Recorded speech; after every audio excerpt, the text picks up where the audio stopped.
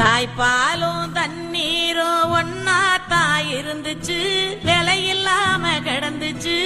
ஆனா இப்ப எல்லாமே தழகியா போனுச்சு, தடமாறி நின்னுச்சு.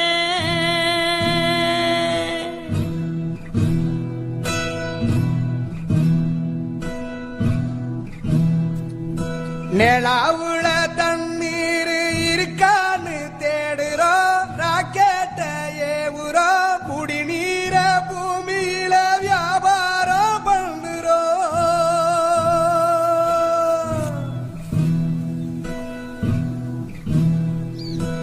ஆறு இருக்கும் பக்கத்துல ஊரு உருவானுச்சு, வரலாறு சொன்னுச்சு. ஊரு மட்டும் இருக்குதையா, அற மட்டும் காணல, போன இடம் தெரியல.